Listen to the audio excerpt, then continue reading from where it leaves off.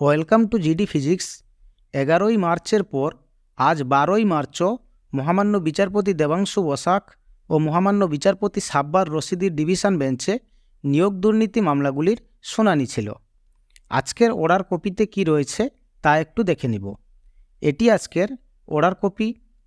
Senior advocate অনিন্দ কুমার মিত্র গতকাল তার বলা শুরু করেছেন।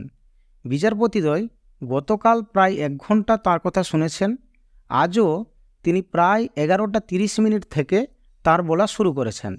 বিচারপতিদ্বয় তাকে বলেছিলেন ব্রেক তথা অবকাশের 1 ঘন্টা পর তিনি যেন তার বলা শেষ করেন। প্রাথমিকভাবে তিনি তাতে রাজি হলেও তারপর তিনি 3টে পর্যন্ত তার বলা চালিয়ে যান এবং বিচারপতিরা 3টা পর্যন্ত তার বক্তব্য শুনেছেন।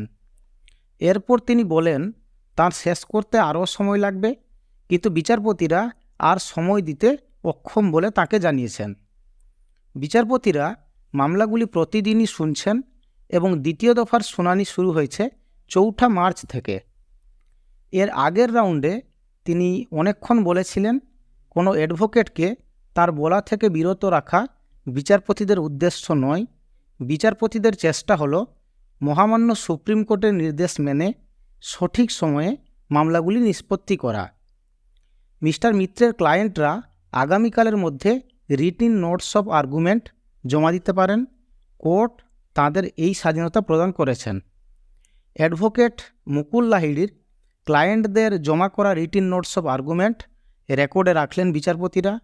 এর আগের দিন অ্যাডভোকেট প্রতীক ধরের ক্লায়েন্টরা রিটিন নোটস অফ আর্গুমেন্ট কোর্টে জমা করেছিলেন, তাও রেকর্ডে রাখা হয়েছিল।